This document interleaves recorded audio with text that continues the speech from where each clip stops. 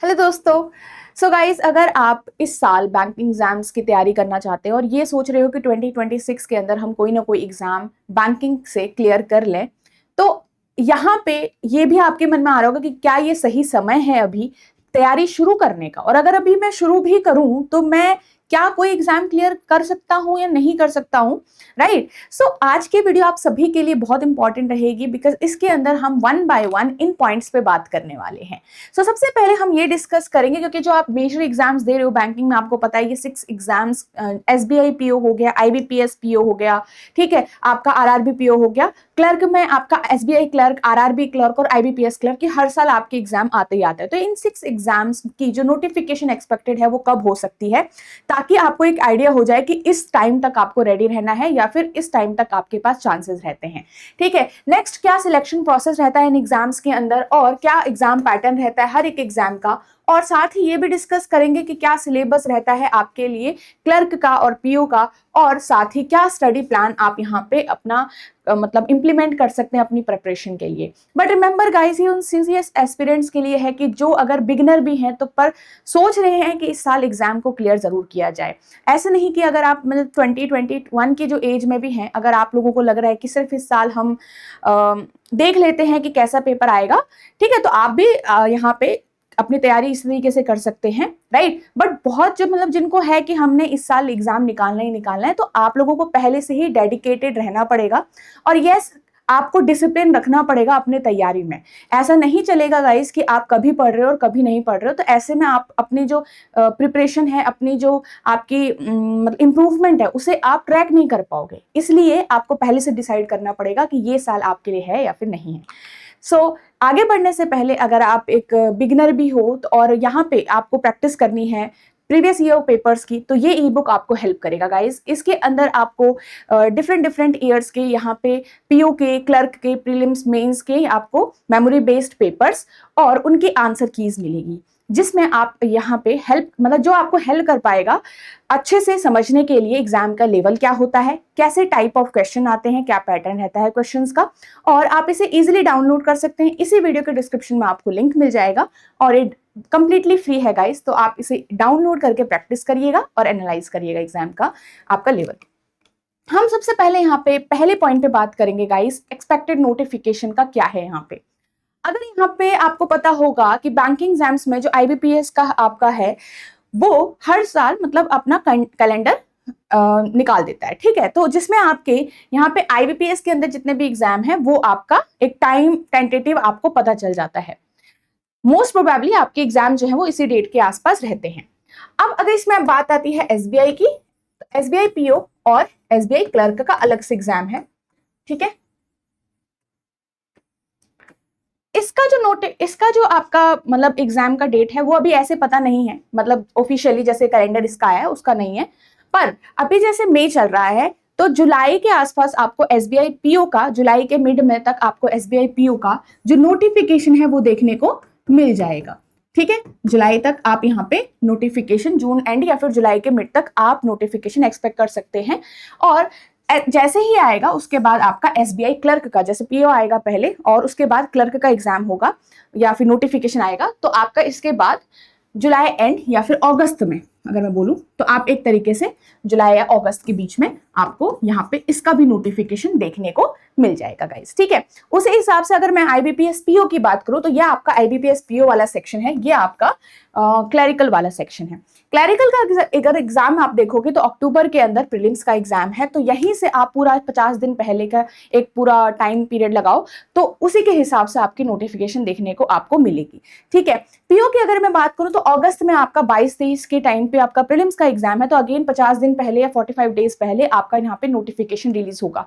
क्यों मैं ये कह रही हूँ, क्योंकि नोटिफिकेशन आपका रिलीज होता है उसके अगले दिन या उसी के बाद आपका ऑनलाइन रजिस्ट्रेशन होता है, 20-21 दिन का टाइम आपको वहां पे मिलता है, और उसके 1 महीने बाद आपका पेपर रहता है, ठीक है। तो ये लगभग आपके 50 दिन के आसपास का टाइम, मतलब एक ऑन एवरेज 2 मंथ्स का टाइम यहाँ पे बन जाता है, ठीक है। तो अगर मेरे यहाँ पे अगस्त में एग्जाम है तो आप इसका भी जो आपका आईबीपीएस पीओ का भी जुलाई में आप नोटिफिकेशन एक्सपेक्ट कर सकते हैं। सिमिलरली फॉर आईबीपीएस क्लर्क, इसका भी आपको जल्दी ही देखने को मिल जाएगा, मतलब पीओ आएगा साथ में आपका, इसका भी आपका जुलाई या अगस्त में आपको देखने को नोटिफिकेशन मिल जाए।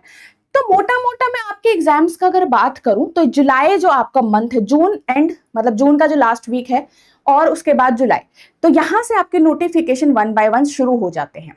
अब इसके बाद आपके कोई ना कोई एग्जाम, कोई ना कोई मेंस, कोई ना कोई प्रीलिम्स आपका होता रहता है। तो जो सेकेंड हाफ ऑफ ईयर होता है, यहाँ पे आपके बैंकिंग एग्जाम्स के बहुत इंपॉर्टेंट पूरा टाइम रहता है गाइस। तो अभी से आप बहुत अच्छे से फोकस करके अपने जितने भी आपको कोई एग्जाम टारगेट करने हैं उसको देखिए, और उसके लिए आपको क्या क्या चीजें इंपॉर्टेंट है उसको देखिएगा। ठीक है, सो यहाँ पे एक तरीके से मैं आपको बता रही हूँ। तो जुलाई के बाद आपको यहाँ पे एग्जाम्स की नोटिफिकेशन जुलाई में, और जुलाई के बाद आपको नोटिफिकेशन देखने को एग्जाम्स की मिलती रहेगी। फिर आपका अगर आरआरबी पीओ की बात करें ऑफिसर स्केल 1, तो यहाँ पे आपका नवंबर के आसपास एग्जाम है। तो आप यहाँ पे इसका भी एक्सपेक्ट कर सकते हैं गाइस कि आपको सितंबर में नोटिफिकेशन देखने को मिल जाएगा। ठीक है, ये क्लैरिकल वाला पार्ट है। ओके, सो नोटिफिकेशन की अगर हम बात करें तो जुलाई में आपका आईबीपीएस पीओ, एसबीआई पीओ का आपको देखने को मिल सकता है। फिर SBI clerk and IBPS clerk का भी आपको जुलाई और अगस्त के टाइम पे आपको देखने को मिल सकता है। ठीक है, और उसके बाद आरआरबी की बात करें तो सितंबर में आपको आरआरबी की नोटिफिकेशन देखने को मिल जाएगी। सिलेक्शन प्रोसेस की बात करें गाइस, इंटरव्यू आपका ऐड हो जाता है पीओ में, और क्लर्क में कोई भी इंटरव्यू नहीं होता है। तो क्लैरिकल की बात करें तो यहाँ पे अगर आप क्लैरिकल के एग्जाम को टारगेट करना चाहते हो तो आपका प्रीलिम्स आपको देना है, मेंस आपको देना है, फाइनल मेरिट लिस्ट आपकी निकलती है, और आपका इसके अंदर अगर रोल नंबर आता है तो आप सिलेक्ट हो जाते हो। ठीक है, इसके अंदर आपका जो प्रीलिम्स का एग्जाम होता है, यहाँ पे दोनों में ही क्वालिफाइंग होता है, सिर्फ क्वालिफाइंग आपका प्रीलिम्स का एग्जाम होता है, पीओ में भी और मेंस में भी।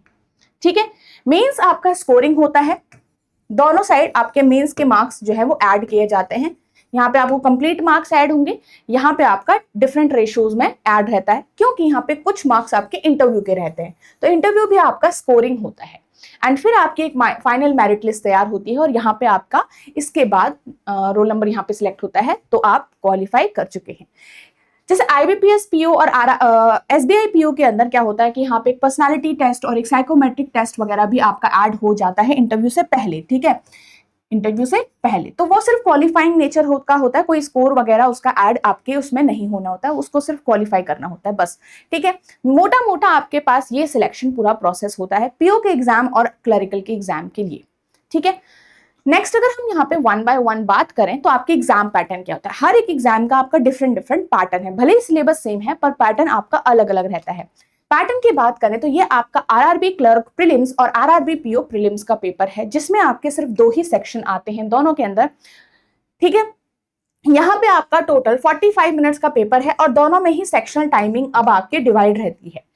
40 क्वेश्चंस हर एक दोनों सब्जेक्ट्स के आपके रहेंगे, और ये जो सब्जेक्ट है आपके हिंदी इंग्लिश दोनों में प्रोवाइड रहते हैं एग्जाम के अंदर। मतलब अगर आप हिंदी में देना चाहते हैं तो हिंदी का कर सकते हैं, और इंग्लिश में करना चाहते हैं तो इंग्लिश का लैंग्वेज ऑप्ट कर सकते हैं। ठीक है, यहाँ पे है। नेक्स्ट आपके पास आरआरबी क्लर्क मेंस और आरआरबी पीओ मेंस की बात करें, अभी प्रीलिम्स का देखा था और ये पीओ का है। तो आपके पास ये क्लर्क का मेंस का पूरा एग्जाम पैटर्न है, और यहाँ पे मेंस में एक चीज होती है कि इंग्लिश और हिंदी लैंग्वेज आप देख पा रहे होंगे 4A और 4B करके लिखा हुआ है। 4A 4B का मीनिंग क्या है गाइस, क्योंकि आरआरबी ग्रामीण बैंक हमारे पास होता है, इसके लिए रिक्रूटमेंट रहती है। तो यहाँ पे काफी सारे बच्चे जो होते हैं वो विलेज एरिया रूरल एरिया से होते हैं, और हिंदी मीडियम वाले बच्चे काफी इसको प्रेफर करते हैं इस एग्जाम के लिए, क्योंकि यहाँ पे जो हिंदी का सब्जेक्ट होता है वो आप ऑप्ट कर सकते हो। इसका मीनिंग कि मतलब आपका शुरू से लेकर एंड तक इंग्लिश का ध्यान ही नहीं देना है, कि इंग्लिश काफी लोगों की जिनकी वीक होती है, एक्यूरेसी नहीं आ रही, मार्क्स नहीं आ रहे, जिनको डर लगता है, तो आपका ये वाला जो एग्जाम है काफी आपके लिए सही रहता है, जिसमें आप इंग्लिश लैंग्वेज मतलब इंग्लिश का जो सब्जेक्ट सेक्शन आपके पेपर में आता है उसको हटा के आप हिंदी का सेक्शन अटेम्प्ट कर सकते हो, और हिंदी के जो भी स्कोर आपके आएंगे वो आपके ऐड होंगे। तो हिंदी या इंग्लिश में से एक आप चूज कर सकते हो। क्लियर है, प्री में तो है ही नहीं, मेंस में आप एक चूज कर सकते हो। ठीक है, तो यहाँ पे आपका कंप्यूटर नॉलेज भी ऐड रहता है आरआरबी के एग्जाम्स के अंदर, जो कि आपका आईबीपीएस और जो पीओ हो गया और क्लर्क हो गया, एसबीआई पीओ और क्लर्क हो गया, उसमें नहीं होता है कंप्यूटर नॉलेज का पेपर। ठीक है, 200 मार्क्स का पेपर है, आप देख सकते हो यहाँ पे। नेक्स्ट एसबीआई पीओ और मेंस की अगर मैं बात करूं तो आपके पास यहाँ पे एक सेक्शन रहेगा इंग्लिश लैंग्वेज। तो ये 3 सेक्शन आपके टोटल प्रीलिम्स में आते हैं। आपका टोटल 1 आवर का पेपर होता है। सेक्शनल टाइमिंग आपको अलग से गिवन होती है। ये एक चीज ध्यान रखना, इन सारे एग्जाम्स में नेगेटिव मार्किंग तो आपकी है, ठीक है।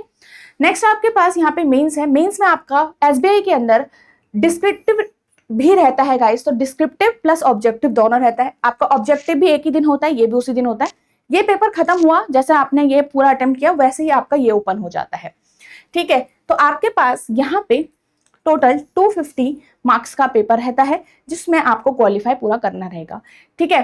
कट ऑफ भी क्लियर करनी होती है, और अच्छे से अच्छा स्कोर भी अगर आप करो तो आपके लिए ज्यादा अच्छे चांसेस रहते हैं इंटरव्यू के बाद फाइनल लिस्ट में नाम आने के, ठीक है। तो ये स्कोरिंग है। नेक्स्ट आपके पास आता है एसबीआई क्लर्क प्रीलिम्स और मेंस का पैटर्न। तो प्रीलिम्स में भी अगेन आपके पास तीन सेक्शन है। 1 आवर का पेपर है, सेक्शनल टाइमिंग है, हर किसी के लिए अलग अलग मार्क्स हैं, क्वेश्चन नंबर्स हैं। सिमिलरली मेंस के अंदर आपका ये हो जाता है, इसमें कोई डिस्क्रिप्टिव, क्लर्क में कहीं पे भी कोई डिस्क्रिप्टिव वगैरह कुछ नहीं है, सिर्फ एसबीआई पीओ और आईबीपीएस पीओ मेंस में है। तो आपके पास टोटल 2 आवर 40 मिनट्स का आपका पूरा पेपर है। तो ये आप देख सकते हैं, स्क्रीनशॉट भी ले सकते हैं। नेक्स्ट आईबीपीएस क्लर्क की बात करें, प्री और ये मेंस हो गया आपका, ठीक है। तो यहाँ पे आपके पास अगेन 3 सेक्शन, वही 1 घंटे का टाइम। तो लगभग ये प्रीलिम्स का जो आपका पैटर्न है वो सारे एग्जाम्स में सिमिलर ही है, राइट। सिर्फ एसबीआई वाले में क्या होता है कि वहां पे आपका पीओ वाले में रीजनिंग और क्वांट्स का जो नंबर ऑफ क्वेश्चन है दोज आर 30 और इंग्लिश का जो है आपका वहां पे 40, बाकियों में 35 और 30 इंग्लिश के हैं, ठीक है। नेक्स्ट आपके पास यहाँ पे ये आपका मेंस का पेपर है। टोटल 200 मार्क्स का पेपर है और आपके 120 मिनट है, ओके।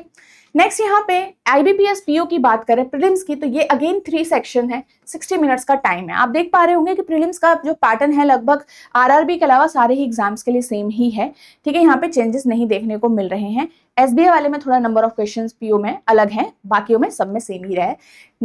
टाइमिंग 60 मिनट सबकी है आपकी, ठीक है। 1 आवर का टाइम आपको मिल रहा है। Sectional timing 20 minute each section आपको मिल रहा है। अब मेंस में हर किसी का पैटर्न जो है वो अलग अलग है। यहाँ पे जैसे आप देख सकते हो कि डिस्क्रिप्टिव इंग्लिश आपका आईबीपीएस पीओ मेंस के अंदर भी है। यहाँ पे आपके 4 सेक्शन ऐड रहेंगे, अगेन सेम डे आपका होगा, और टोटल आपका 160 मिनट प्लस 30 मिनट आपका पूरा पेपर चलेगा। जो डिस्क्रिप्टिव होता है गाइस, इसमें कोई पेन पेपर नहीं होता है, इसमें आपको कंप्यूटर में ही कीबोर्ड से टाइप करना होता है। तो वहां पे आपको थोड़ा सा स्पीड की भी ध्यान रखनी होती है, कीबोर्ड पे कितनी जल्दी और कितना सही आप लिखोगे, ठीक है। नेक्स्ट अगर हम यहाँ पे बात करें सिलेबस का, तो सिलेबस क्या रहता है प्रीलिम्स की बात करें तो ये रीजनिंग का है। देखो गाइस, जितने भी आपने अभी तक एग्जाम का पैटर्न देखा है, जितने भी एग्जाम्स के नाम अभी तक मैंने आपको बोला, इन सभी में आपका सेम सिलेबस रहता है। लेवल का डिफरेंस जरूर रहता है कि इतने लेवल के क्वेश्चन यहाँ आते हैं, इससे नीचे लेवल के क्वेश्चन यहाँ आते हैं, ठीक है। मुश्किल क्वेश्चन यहाँ आते हैं, थोड़ा आसान क्वेश्चन यहाँ आते हैं, बट आपका सिलेबस सेम है, चीजें पढ़नी सेम है, और ये एक चीज पढ़कर आप टारगेट करते हो इन 6th एग्जाम को, ठीक है। तो यहाँ पे आपका ये रीजनिंग का पूरा सिलेबस है, इनको ध्यान से देखिएगा। ये सारे टॉपिक्स आपको कवर करने होते हैं, इन टॉपिक्स के अंदर आपको ये चीजें कवर करनी होती है। ये आपके टाइप ऑफ क्वेश्चंस होते हैं बेसिकली, ठीक है। तो ये आप जब कवर करोगे तो आप हर एक टॉपिक के अंदर ये 1 बाय 1 इन टाइप ऑफ क्वेश्चंस को कवर करोगे, और एग्जाम में इनमें से कोई भी आपका पूछा जा सकता है। ये आपका क्वांट्स का है। नेक्स्ट अगर हम बात करें इंग्लिश के लिए, तो इंग्लिश में आपका ये सारे टॉपिक्स रहते हैं, ठीक है। नेक्स्ट यहाँ पे आपका मेंस की बात करें, तो अभी हमने प्रीलिम्स की बात करी थी, ठीक है। पहले हमने प्रीलिम्स का सिलेबस देखा, अभी हमने मेंस का देखना है। तो आपको पता है आपके आईबीपीएस पीओ और एसबीआई पीओ मेंस में आपने सेक्शन देखा होगा, यहाँ पे क्वांट्स नहीं लिखा है, वहां पे डेटा एनालिसिस एंड इंटरप्रिटेशन लिखा है। तो वहां पे डीआई वगैरह पे ज्यादा फोकस रहता है, डायरेक्टली क्वेश्चंस ऐसे पूछे नहीं रहते हैं, ठीक है। तो आपका ये टाइप ऑफ क्वेश्चंस आते हैं एग्जाम के अंदर, और डीआई से क्वेश्चंस आपके पूछे जाते हैं, डेटा सफिशिएंसी से आपके क्वेश्चंस पूछे जाते हैं। कुछ आपके नंबर सीरीज, नंबर सिस्टम से क्वेश्चंस आपको देखने को मिलेंगे, कुछ आपके क्वांटिटी कंपैरिजन वाले क्वेश्चंस भी रहते हैं। नेक्स्ट आपकी बात करें जो आपका क्वांट्स वाला पार्ट है, जिसमें जैसे देखो पीओ वाले में data analysis and interpretation IBPS और एसबीआई, बाकी जो आपके क्लैरिकल का एग्जाम हो गया, जो आपका आरआरबी पीओ का एग्जाम हो गया, उसमें क्वांटिटेटिव एप्टीट्यूड है आपका मेंस के अंदर। तो आपके पास ये पूरा सेक्शन रहता है, मतलब उसमें ज्यादातर फोकस सिर्फ डीआई वगैरह पे नहीं होगा, आपको क्वेश्चंस अरिथमेटिक के सिंगल भी मिलेंगे, बट आपके थोड़ा हायर लेवल रहेगा, ठीक है। ये चीज समझ गए आप। नेक्स्ट बात करें रीजनिंग की मेंस की, तो यहाँ पे आपके सारे टॉपिक्स रहेंगे, ठीक है, ये आपको कवर करने हैं और इनके सारे हायर लेवल जो यहाँ पे आपको मैंने दे रखे हैं टाइप ऑफ क्वेश्चंस, ये आपको कवर करने हैं। इंग्लिश में आपके ये सारे टॉपिक रहेंगे। तो गाइज ये देखो, आप इन सभी का ना स्क्रीनशॉट भी ले सकते हो और साथ ही आपको ये जो पीडीएफ है इस पूरे सिलेबस पार्ट की, इस पूरी सेशन की आपको पीडीएफ अवेलेबल होगी। इसी वीडियो के डिस्क्रिप्शन में आपको लिंक है टेलीग्राम ग्रुप का, वो आप ज्वाइन कर सकते हो, वहां पे आपको पीडीएफ अवेलेबल रहेगी, ठीक है। तो नेक्स्ट आपका जनरल अवेयरनेस, आपको सारा जो भी करंट अफेयर है, जो भी बैंकिंग रिलेटेड न्यूज है, जो भी आरबीआई रिलेटेड न्यूज है, वो आपको कवर यहाँ पे करनी है। करंट अफेयर में ये सारे टाइप ऑफ क्वेश्चंस आपको फोकस करने हैं। नेक्स्ट बात करें आरआरबी प्योर क्लर्क मेंस के अंदर, आपको मैंने बताया था जैसे कि सिर्फ कंप्यूटर नॉलेज यही पूछा जाता है, तो ये सारे आपको टॉपिक्स हैं वो आपको कवर करने हैं। हिंदी लैंग्वेज जो बच्चे अगर रहे मतलब सॉल्व करेंगे हिंदी का पेपर, जो आपके आरआरबी प्योर क्लर्क का पेपर देने वाले हैं, उनके लिए सिलेबस हिंदी का ये रहता है गाइस, ठीक है। तो ये सबके लिए नहीं है, जो सिर्फ हिंदी में पेपर देना चाहते हैं और हिंदी सब्जेक्ट चूज करेंगे आरआरबीज में, उनके लिए है, ठीक है। नेक्स्ट बात करते हैं कि क्या स्टडी प्लान आपको यहाँ पे रखना चाहिए। तो गाइस सबसे पहले तो मैं आपको ये बताऊं कि यहाँ पे अब आपको पता है कि एग्जाम काफी नजदीक है। अब ऐसे में हम डायरेक्टली जंप करेंगे तो हमारे लिए वो वर्क नहीं करेगा, डायरेक्टली प्रैक्टिस वगैरह पे जंप करेंगे तो उतना वो वर्क नहीं करेगा। तो हम लर्निंग प्लस प्रैक्टिस साथ में रखेंगे, प्री प्लस मेन साथ में रखेंगे, तो हमारे लिए ज्यादा यूजफुल रहेगा गाइस, ठीक है। तो जैसे कि अभी आपको पता है एसबीआई पीओ और आईबीपीएस पीओ के लिए बहुत ज्यादा टाइम आपके पास नहीं है, बट आपके आरआरबीज एग्जाम और क्लरिकल एग्जाम के लिए थोड़ा बहुत टाइम आपके पास है कि आप प्रीलिम्स को अच्छे से कवर कर पाओ, मेंस को अच्छे से कवर कर पाओ, ठीक है। तो यहाँ पे उसी हिसाब से आप रेडी रहिएगा, ठीक है। तो यहाँ पे जिनका मेन टारगेट एसबीआईपी और आईबीपीएसपी हो, तो आपको थोड़ा सा एक्स्ट्रा एफर्ट्स डालने पड़ेंगे, because this is the high time now. जो नोटिफिकेशन है आपको जुलाई के मतलब मंथ में देखने को मिल रही है, तो आपको पता है कि उस हिसाब से आपको तैयारी रखनी पड़ेगी। जब नोटिफिकेशन आता है उसके बाद भी 40-50 दिन का टाइम आपको मिल रहा है, तो उस बीच भी आप काफी कुछ यहाँ पे कवर कर सकते हैं। तो वीकली बेस पे मैंने आपका ये पूरा जो पार्ट है वो रखा हुआ है। अगर आप जैसे देखो पहला कोई पेपर दे रहे हो तो आपको फाउंडेशन बनानी पड़ेगी, यहाँ पे आपको इसको स्किप नहीं कर सकते। हाँ, अगर आपने इसमें क्लैरिकल का पेपर पिछली बार दिया है या फिर आपने अच्छे से तैयारी करके प्रीलिम्स क्वालिफाई किया हुआ है, ठीक है, इनमें से किसी भी एग्जाम का, या फिर आपने पिछली बार एग्जाम दिया था अच्छे से मेंस में रह गया, तो आप इस पोर्शन को मतलब इस पार्ट को तब आप स्किप कर सकते हैं। बट अगर आप पेपर दे रहे हैं, बिगिनर हैं, पहली बार दे रहे हैं, तो आपके पास ये इस पोर्शन को आपको रखना ही पड़ेगा। तो फाउंडेशन बिल्डिंग आपका हमेशा प्रायोरिटी होनी पड़ेगी। मतलब आप डायरेक्टली जंप करोगे तो प्रीलिम्स में तो फिर भी थोड़ा बहुत ये तुक्का लग सकता है, आपका वर्क कर लेगा, बट मेंस में आपको यहीं पे सारी चीजें देखने बैक फायर कर जाएगी, ठीक है, क्योंकि वहां पे conceptual understanding is very important. तो कॉन्सेप्ट बिल्डिंग आपको रखनी है, प्री और मेंस को दोनों को साथ में रखना है। क्वांट्स में आपको स्टार्ट करना है simplification, number system, quadratic equation, arithmetic और सिंपल डीआई क्वेश्चंस से। रीजनिंग के अंदर अगर आप करोगे तो सिलोजिज्म आपका हो गया, इनइक्वालिटी, ब्लड रिलेशन, ये कुछ आसान चैप्टर हैं, इनको आपको कवर करना है। पजल्स और सेटिंग अरेंजमेंट का आपको हमेशा प्रैक्टिस करना है। वैसे ही आपका सिंप्लीफिकेशन, नंबर सीरीज और डीआईज, सिंपल डीआई की आपको हमेशा प्रैक्टिस करनी है, प्रीलिम्स के लिए आपको काफी रेडी बनाएगा।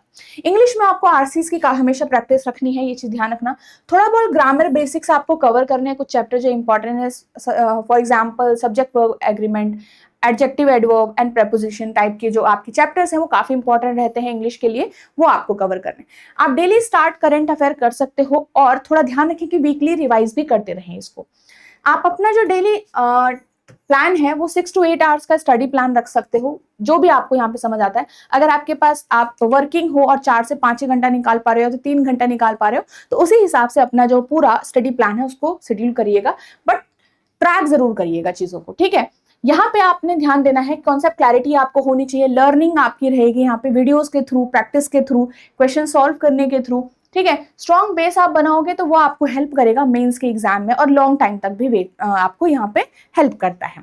नेक्स्ट आपका वीक सेकंड होगा, जिसमें आपके अगेन 4 वीक्स आपके पास हैं। इन 4 वीक्स के अंदर आपको थोड़ा सा एडवांस चलना है, मतलब हर एक टॉपिक में थोड़ा सा आपको क्या करना है, चीजों को आगे लेके जाना है, हायर लेवल क्वेश्चन सॉल्व करने हैं, सेक्शनल टेस्ट देना आपने स्टार्ट कर देना है। क्वांट्स में डेटा इंटरप्रिटेशन आपको स्टार्ट करना है, साथ ही आपको यहाँ पे हायर लेवल क्वेश्चन भी थोड़ा थोड़ा प्रैक्टिस करते रहना है, ठीक है। वैसे ही रीजनिंग में जैसे मैंने आपको बताया, इंग्लिश में भी आपको pre plus mains level cover करते रहना है। एरर डिटेक्शन वगैरह आपको ध्यान देना है, पैराजम्बल वगैरह पे आपको ध्यान देना है। ध्यान रहे कि आप इजी क्वेश्चन भी कवर कर रहे हो और डिफिकल्ट क्वेश्चन भी सॉल्व कर रहे हो, ठीक है।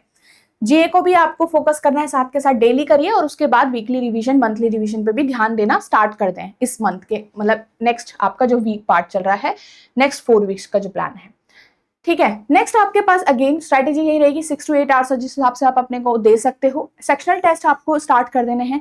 प्रीलिम्स का जो मॉक टेस्ट है वो आपको स्टार्ट करने और 2 से 3 पर वीक देने का शुरू करिए सिर्फ, ठीक है। जिसके अंदर आप थोड़ा मॉक टेस्ट देना सीखोगे, आप एनालाइज करना सीखोगे तो टाइम लगेगा आपको।